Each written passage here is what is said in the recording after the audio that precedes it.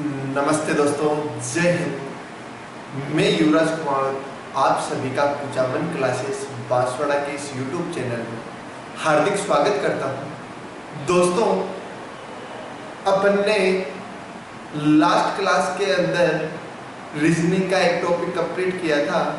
आज अपन रीजनिंग का एक बहुत ही अच्छा टॉपिक जिसकी बात करने वाले हैं, जिसका नाम है डाइस, पासा। दोस्तों, रीजनिंग के बारे में मैंने आपको पहले बता दिया है रीजनिंग क्या है क्या नहीं है। और आज जो अपना टॉपिक अपन ले रहे हैं उस टॉपिक का नाम है डाइस, मतलब पासा। दोस्तों, जो पासा टॉपिक है अपना, ये पासा टॉपिक बहुत ही इंपॉर्टेंट होता है और इस पासा टॉपिक से लगभग हर एक एग्जाम में क्वेश्चन भी अपने पास में पूछे जाते हैं। ठीक है, तो ध्यान रखना, जो पासा टॉपिक है अगर अपन अच्छे से इसको समझेंगे तो ये बहुत ही इजी टॉपिक है, लेकिन अगर आप इसको अच्छे से नहीं समझोगे तो अपन को ये टॉपिक थोड़ा सा हार्ड लगेगा। इसलिए उम्मीद करता हूँ आप इस क्लास को पूरी देखोगे और इस पासे के टॉपिक को अच्छे से समझोगे और समझने की कोशिश भी करोगे और समझ करके और जो अपने साथी लोग हैं उनके पास तक भी इस वीडियो को पहुंचाओगे। दोस्तों, बात करते हैं सबसे पहले पासे की कि पासा होता क्या है। पासा जो होता है वो एक इस प्रकार की आकृति होती है। ये एक आकृति है अपने पास में जो कि मैं आपके सामने बना रहा हूं। इस आकृति की अगर अपन बात करते हैं तो ये एक बॉक्स है। इस बॉक्स की अगर अपन बात करते हैं तो इस बॉक्स के अंदर टोटल जो फलक है उन फलकों की संख्या कितनी है। फलक कहते हैं जो सतह होती है उनको। ठीक है, तो देखिएगा ये मैंने एक बॉक्स बनाया है जो कि अपने कमरे के समान भी अपन मान सकते हैं और जो डिब्बा होता है, बॉक्स होता है, उस बॉक्स के समान भी अपन मान सकते हैं।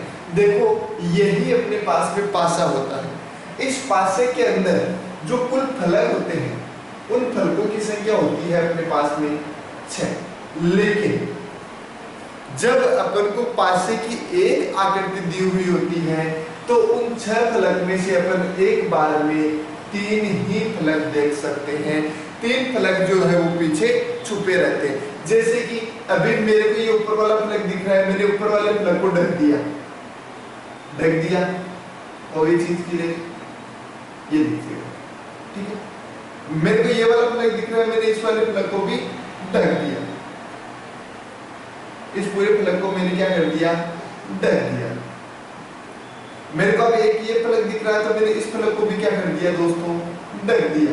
देखो, मैंने अभी तक कितने फलक रखे हैं, 3 ही फलक रखे हैं, लेकिन जो शेष 3 फलक है वो भी इसके साथ में ही ढक गए। मतलब जब अपन को पासे की एक आकृति दी हुई मिलेगी तो उस आकृति में अपन को कितनी सतह देखने को मिलेगी, 3 ही सतह देखने को मिलेगी। जो 3 सतह होती है वो पीछे की तरफ छुपी हुई होती है। ठीक है, तो देखो, एक पासे में कुल फलकों की संख्या कितनी होती है, 6 होती है। और एक पासे में एक बार में कितनी सतह देखी जा सकती है, 3 सतह देखी जा सकती है। कई बार क्वेश्चन पूछ लेता है दोस्तों कि जो पासा होता है उस पासे के अंदर किनारों की संख्या कितनी होती है, किनारों की संख्या कितनी होती है। बहुत ही अच्छा क्वेश्चन उठ जाता है सीधा सीधा। तो इसके अंदर जो किनारों की संख्या होती है वो कौन सी होती है, 12 होती है। अब 12 किनारे कौन से होते हैं, देखो इसके अंदर देखेंगे तो एक किनारा ये हो गया, एक ये हो गया, एक ये हो गया और एक ये हो गया। ठीक है, 4 किनारे हो गए। ये 4 किनारे नीचे वाले फलक पे हो जाएंगे। एक ये हो गया, एक ये हो गया, एक ये हो गया और एक ये हो गया। ठीक है, टोटल 4 और 4 8 किनारे हो गए। अब अगर अपन बात करते तो बचे 4, तो इस ऊपर वाले फलक को और इस नीचे वाले फलक को, इन दोनों को जोड़ने वाले ये जो 4 है, ये 4 और हो गए तो टोटल किनारे कितने हो गए अपने पास में, 12 किनारे हो गए। तो जो एक फलक होता है उस फलक के अंदर किनारों की संख्या कितनी होती है, 12 होती है। मैंने यहाँ पर बताया आपको कि फलकों की संख्या कितनी होती है, तो फलकों की संख्या कितनी होती है, 6 होती है। देखो एक ऊपर वाला फलक हो गया, एक नीचे वाला फलक हो गया, एक बायां फलक हो गया, एक दायां फलक हो गया, एक पीछे का फलक हो गया, एक आगे का फलक हो गया। तो यूं करके टोटल फलकों की संख्या जो होती है वो कितनी होती है? 6 होती है। कई बार क्वेश्चन पूछ लिया जाता है कि एक पासे के अंदर कुल कोनों की संख्या कितनी होती है। तो दोस्तों आपको बता दूं, किनारे और कोनों में फर्क होता है।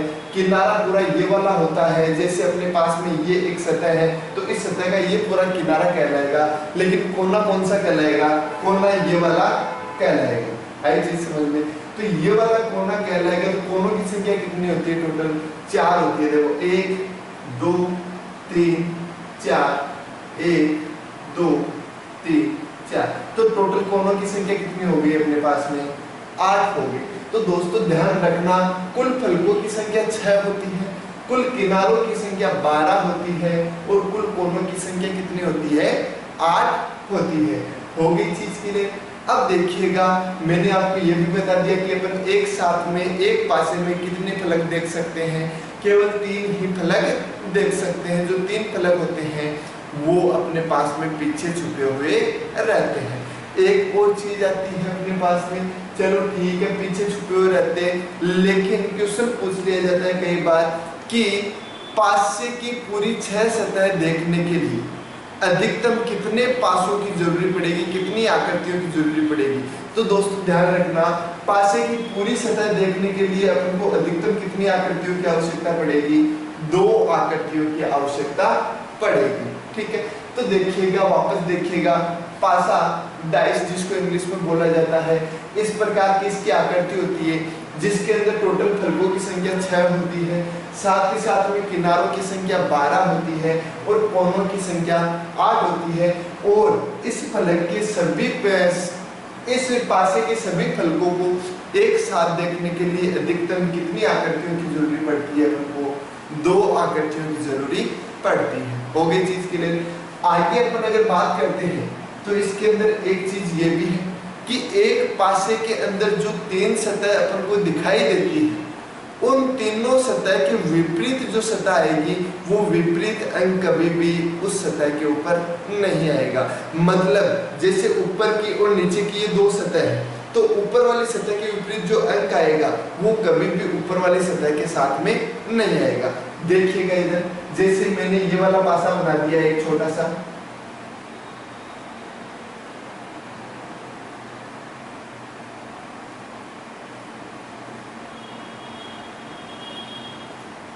ये मेरे पास एक 2 आकृतियां बना दी। अब देखो ये जो 3 फलक है ये सामने वाले फलक है, ये 3 फलक है जो इनके पीछे छुपे हुए फलक है वो वाले फलक है। तो ध्यान रखना, अब अपने पास में इन वाली 3 सतहों के विपरीत जो अंक आएंगे वो इस फलक की कोई सी भी सतह पे नहीं आएंगे।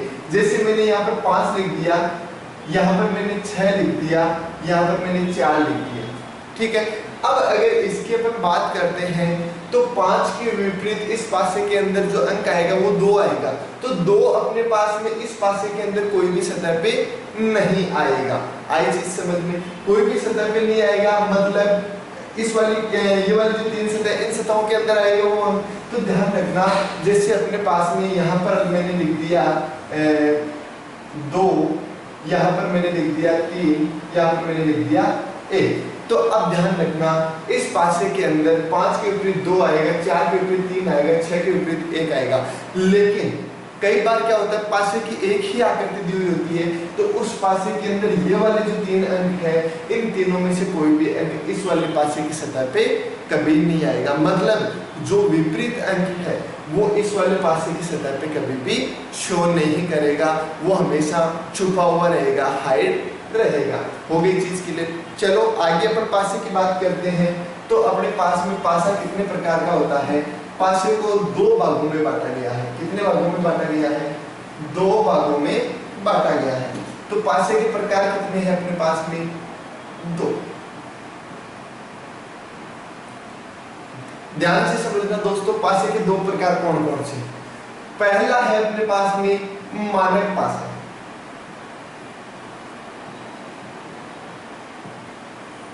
जिसको स्टैंडर्डाइज्ड बोला जाता है, और दूसरा है अपने पास में सामान्य पासा। जिसको नॉर्मल डाइस भी बोला जाता है। ये देखिएगा, मानक पासा हो गया और सामान्य पासा हो गया। अब इन दोनों पासों में फर्क क्या होता है वो चीज देखते हैं सबसे पहले। तो सबसे पहले अपन देखेंगे परिभाषा। तो परिभाषा में जो फर्क है वो साफ नजर आ जाएगा। तो देखना, सबसे पहली चीज, अपन को पासे की कितनी सतह दिखाई देती है? 3 सतह दिखाई देती है। उन 3 ही सतहों के ऊपर अपन इसकी परिभाषा निकालेंगे। ठीक है, देखना, सबसे पहले अपन बात करते हैं मानक पासे की। वह पासा जिसकी कोई भी 2 निकटवर्ती सतहों का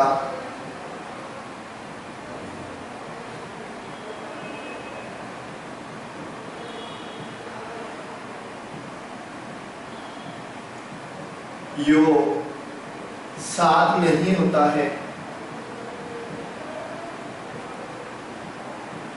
देखना, वह पासा जिसकी कोई भी 2 निकटवर्ती सतहों का योग 7 नहीं होता है। इस सामान्य पासा में क्या हो जाएगा? एकदम इसका उल्टा हो जाएगा। क्या हो जाएगा? वह पासा जिसकी कोई भी 2 निकटवर्ती सतहों का योग 7 होता है। अभी इसको आपको अच्छे से समझाऊंगा पासे की सहायता से। देखो, वह पासा जिसकी कोई भी 2 निकटवर्ती सतहों का योग 7 नहीं होता है, कौन सा पासा? मानक पासा। वह पासा जिसकी कोई भी 2 निकटवर्ती सतहों का योग 7 होता है, कौन सा पासा? सामान्य पासा। अब देखिए, मैंने ये एक पासा बनाया आपके सामने।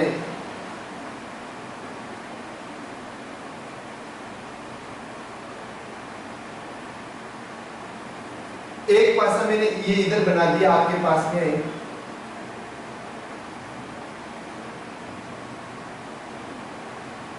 ठीक है, ये मैंने आपको 2 पासे की आकृतियां बना दी। दोनों पासे अलग अलग है। एक पासा मैंने सामान्य पासा के लिए बनाया है, एक मानक पासा के लिए बनाया है। क्या लिखा हुआ है? पासा जिसकी कोई भी 2 निकटवर्ती सतहों का योग 7 नहीं होता है। मैंने लिख दिया 5, 6, 4। ठीक है, इधर क्या लिखा हुआ है? पासा जिसकी कोई भी 2 निकटवर्ती सतहों का योग 7 होता है। मैंने लिख दिया 5, 2, 1। ठीक है, अब देखना, इस चीज को समझना। इस वाले के अंदर कोई भी 2 निकटवर्ती सतहों का योग 7 नहीं होना चाहिए। तो निकटवर्ती सतह कौन कौन सी है? एक तो ये होगी, एक ये होगी और एक ये होगी। इन दोनों निकटवर्ती सतहों का योग 7 हो रहा है क्या? नहीं हो रहा। इन दोनों का नहीं हो रहा, इन दोनों का नहीं हो रहा। तो ये वाला पासा कौन सा है? मानक पासा है। इस वाले में अगर बात करते हैं तो ये 2 निकटवर्ती सतह होगी, ये लीजिएगा। तो देखो, इन दोनों निकटवर्ती सतहों का योग कितना हो रहा है? 7 हो रहा है। बाकी तो चलो कोई सी का भी नहीं हो रहा, लेकिन एक सतह मिल गई अपने पास में ऐसी जिनकी 2 निकटवर्ती सतहों का योग कितना हो रहा है? 7 हो रहा है। तो ये वाला पासा कौन सा कहलाएगा? सामान्य पासा। अब क्वेश्चन ये उठता है कि सर इसके अंदर कोई भी 2 निकटवर्ती सतहों का योग 7 नहीं है, तो अपन ये कैसे पता लगाएंगे कि इनके विपरीत फलक के ऊपर कौन सा अंक आएगा? तो बता दूं, इसके अंदर कोई भी 2 निकटवर्ती सतहों का योग 7 नहीं है, परंतु दोनों विपरीत फलकों का योग क्या होगा? फलकों या सतहों का फलकों का योग हमेशा 7 होता है।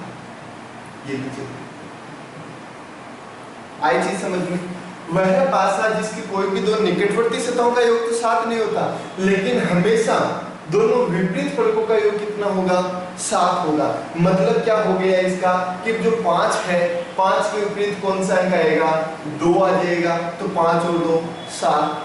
6 के विपरीत 1 आ जाएगा, तो 6 और 1 7। 4 के विपरीत 3 आ जाएगा, तो 4 और 3 7। मतलब जो दोनों विपरीत सतह होगी उनका योग क्या होगा? अपने पास में 7 होगा।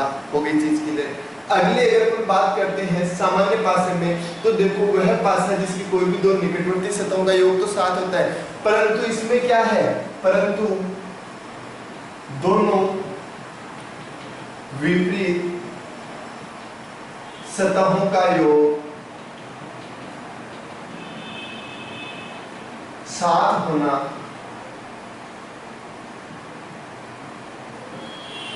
कोई जरूरी नहीं है।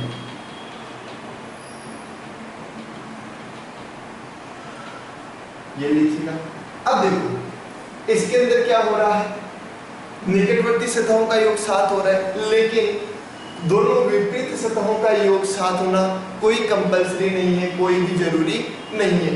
तो अपन क्या करेंगे, देखो 1 से लगा करके 6 तक जो संख्या शेष बच रही है, उन संख्याओं में से कोई सी भी संख्या इनके विपरीत आ सकती है। तो देखो कौन कौन सी संख्या शेष बच रही है, 1 आ गया, 2 आ गया, 3 बच रहा है, 4 बच रहा है, 5 आ गया और 6 बच रहा है। अब यदि अपन को पूछा जाए कि 5 के विपरीत कौन सी संख्या आएगी, तो 5 के विपरीत 3 भी आ सकता है, 4 भी आ सकता है और 6 भी आ सकता है। क्यों? क्योंकि विपरीत सतहों का योग 7 होना तो कोई जरूरी नहीं है, तो कितना भी हो सकता है, 8 हो सकता है, 10 हो सकता है, 11 हो सकता है, कोई जरूरी नहीं है। ठीक है, 2 के विपरीत कौन सी संख्या आएगी, 3 भी आ सकती है, 4 भी आ सकती है और 6 भी आ सकती है। 1 के विपरीत कौन सी संख्या आएगी, तो 3 भी आ सकती है, 4 भी आ सकती है और 6 भी आ सकती है। आई चीज समझ में? अगर थोड़ी सी दिक्कत हो रही है तो देखो अगला मैं ना पासे के रूप में आपको समझाऊंगा। ये तो अपने पास में परिभाषा थी, ये तो मैंने परिभाषा समझाने के लिए आपको बताया। देख लो वापस एक बार, पासे के 2 प्रकार होते हैं, एक मानक पासा होता है, एक सामान्य पासा होता है। मानक पासे की परिभाषा अगर अपन जाने कि मानक पासा किसे कहा जाता है, तो देखो मानक पासा किसे कहते हैं, वह पासा जिसकी कोई भी दो निकटवर्ती सतहों का योग कितना होता है, 7 होता है। निकटवर्ती सतह अपने पास में कोई सी भी हो सकती है, होगी चीज के लिए, तो कोई भी दो निकटवर्ती सतहों का योग कितना होता है, 7 होता है। परंतु दोनों विपरीत फलकों का योग हमेशा कितना है, सॉरी, वह पासा जिसकी कोई भी दो निकटवर्ती सतहों का योग 7 नहीं होता है, परंतु दोनों विपरीत फलकों का योग कितना होना जरूरी है, 7 होना जरूरी है। तो वह कौन सा पासा कहलाएगा, मानक पासा कहलाएगा। सामान्य पासा वह पासा जिसकी कोई भी दो निकटवर्ती सतहों का योग कितना होता है, 7 होता है, परंतु दोनों विपरीत सतहों का योग 7 होना कोई कंपल्सरी नहीं है। अब देखो अपन मानक पासा और सामान्य पासा के एग्जांपल्स देखते हैं, किस किस तरीके से अपन को एग्जांपल्स दे सकते हैं। मैं इसको मिटा रहा हूँ, स्क्रीनशॉट ले लीजिएगा या फिर लिख लिया तो सबसे अच्छी बात है। ठीक है, अब देखो मैं आपको पासे के रूप में समझाता हूँ मानक पासा और सामान्य पासा।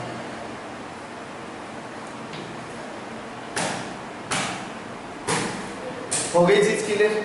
चलो मैंने ये एक पासा बना दिया,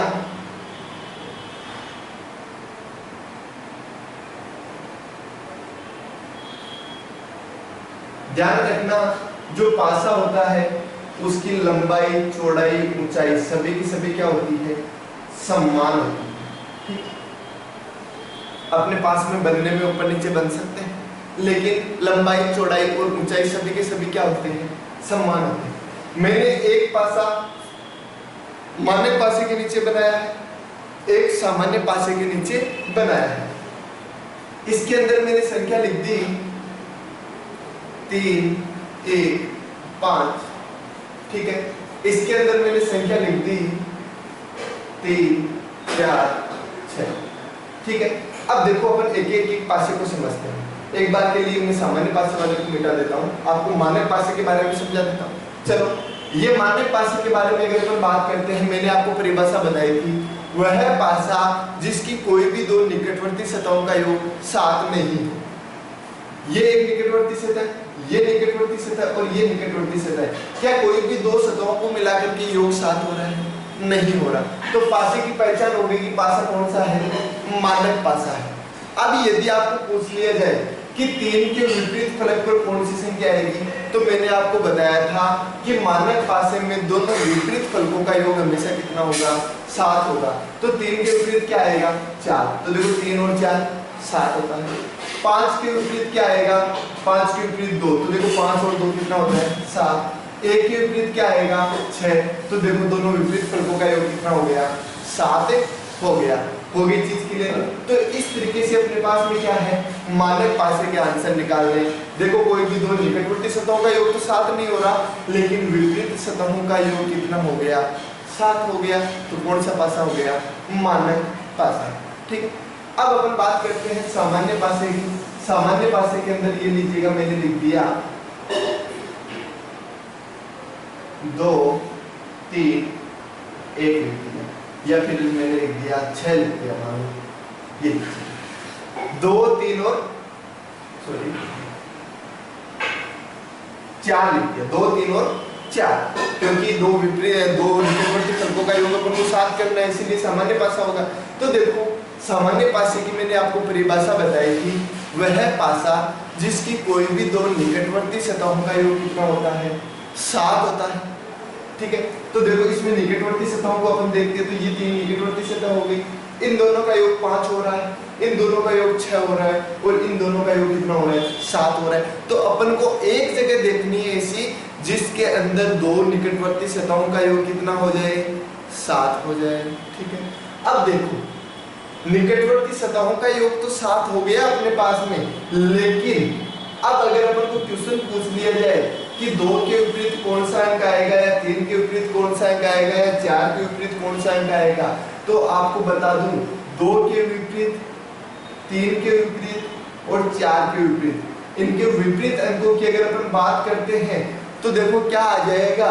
मैंने ये भी आपको बताया था कि दोनों विपरीत फलकों का योग 7 होना कोई कंपलसरी नहीं है। तो देखो यहाँ पर क्या हो जाएगा, 1 से लगा करके 6 तक कौन कौन सी संख्याएं बच रही है, 1 बच रही है, 5 बच रही है और 6 बच रही है। अब यदि आपको पूछ लिया जाए कि 2 के विपरीत कौन सा अंक आएगा, तो आपका आंसर क्या होगा, 1 भी आ सकता है, 5 भी आ सकता है और 6 भी आ सकता है। आपको पूछ लिया जाए 3 के विपरीत कौन सा अंक आएगा, तो 1 भी आ सकता है, 5 भी आ सकता है और 6 भी आ सकता है। मतलब अपन कंफर्म नहीं बता सकते कि इन तीनों में से कौन सा अंक आएगा। क्यों? क्योंकि दोनों विपरीत फलकों का योग 7 होना कोई जरूरी नहीं है, 7 के अलावा कुछ भी हो सकता है, और 7 होना कोई कंपलसरी नहीं, मतलब 7 भी हो सकता है, जरूरी नहीं 7 नहीं होता। तो 7 भी हो सकता है दोनों विपरीत फलकों का योग, लेकिन 7 होना कोई कंपलसरी भी नहीं है। तो कोई कंपलसरी नहीं है, मतलब अपन तीनों में से एक नहीं बता सकते। ठीक है, एक नहीं बता सकते मतलब विपरीत फलकों का योग देखो 2 और 1 3 भी हो सकता है, 2 और 5 7 भी हो सकता है, 2 और 6 8 भी हो सकता है। पूछ लिया जाए 4 के विपरीत, तो 1 भी आ सकता है, 5 भी आ सकता है और 6 भी आ सकता है। तो इस तरीके से अपने पास में क्या है, पासे के 2 प्रकार है, मानक पासा, सामान्य पासा। वापस बता देता हूँ, मानक पासे की परिभाषा वह पासा जिसकी कोई भी दो निकटवर्ती सतहों का योग तो 7 नहीं होता, लेकिन उस पासे में दोनों विपरीत सतहों का योग हमेशा कितना होता है, 7 होता है। सामान्य पासे की अगर मैं बात करूं तो सामान्य पासे के अंदर क्या हो जाएगा, वह पासा जिसकी कोई भी दो निकटवर्ती सतहों का योग तो 7 होगा, लेकिन दोनों विपरीत सतहों का योग कभी भी 7 नहीं होगा। हो गई चीज के लिए। तो इस तरीके से अपने पास में पासे के 2 प्रकार थे जो कि अपन ने आज की क्लास के अंदर पढ़े। अगले जो आते हैं अपने पास में क्वेश्चन के प्रकार आते हैं कि एग्जाम में क्वेश्चन किस तरीके से पूछे जाते हैं। तो एग्जाम में आपको बता देना चाहूंगा, अपन को पासे की एक आकृति के आधार पर भी क्वेश्चन पूछा जा सकता है, 2 आकृति के आधार पर भी क्वेश्चन पूछा जा सकता है, 3 आकृति देकर के भी क्वेश्चन पूछा जा सकता है और 4 आकृति देकर के भी क्वेश्चन पूछा जा सकता है। जब एक आकृति दी हुई रहेगी अपन को क्वेश्चन में, तो अपन को क्या करना पड़ेगा, मानक या सामान्य पासे की पहचान करनी पड़ेगी, उसके बाद में आंसर देना पड़ेगा। जब 2 आकृतियां दी हुई रहेगी पासे की, तो उसमें अपन को पासे की पहचान नहीं करनी पड़ेगी। 3 आकृतियां दी हुई रहेगी तो भी अपन को पासे की पहचान नहीं करनी पड़ेगी, और जब 4 आकृतियां दी हुई रहेगी तो भी अपन को पासे की पहचान नहीं करनी पड़ेगी। तो ये 3 जो क्वेश्चन है, 3 प्रकार के क्वेश्चन, जब पासे की 2 आकृतियां, 3 आकृतियां और 4 आकृतियां दी हुई हो, तो इसमें पासे की पहचान नहीं करनी पड़ेगी। सिंपल सा तरीका है जो कि मैं आपको नेक्स्ट क्लास में बताने वाला हूँ। और जब पासे की अपन को ओनली एक ही आकृति दी हुई हो, इस तरीके से, जैसे मानक पासे में अपन ने ये एक ही आकृति देखी, सामान्य पासे में अपन ने ये एक ही आकृति देखी, इनके साथ में कोई आकृति नहीं है, अगर इनके साथ में एक एक और आकर के आ जाती तो अपन को पासे की पहचान करने की कोई जरूरी नहीं होती। तो जब पासे की एक आकृति दी हुई होती है तब अपन को क्या करना पड़ता है, मानक और सामान्य पासे की पहचान करनी होती है। बाकी ये जो 3 प्रकार है वो बहुत ही इजी वे में आपको मैं नेक्स्ट क्लास में बताने वाला हूँ। तो दोस्तों आज की क्लास उम्मीद करता हूँ आपको बहुत ही अच्छी लगी होगी और इसी के साथ में इस क्लास को आप बहुत ज़्यादा शेयर कीजिएगा। किसी ने अगर चैनल को सब्सक्राइब नहीं किया है तो वो चैनल को सब्सक्राइब भी कर लीजिएगा ताकि आपको हमारी प्रत्येक क्लास सबसे पहले मिल सके और आप अच्छी से अच्छी तैयारी कर सको। दोस्तों धन्यवाद दोस्तों, जुड़े रहिएगा कुचामन क्लासेस बांसवाड़ा से। मिलते हैं अगली क्लास में एक नई मुलाकात के साथ। धन्यवाद।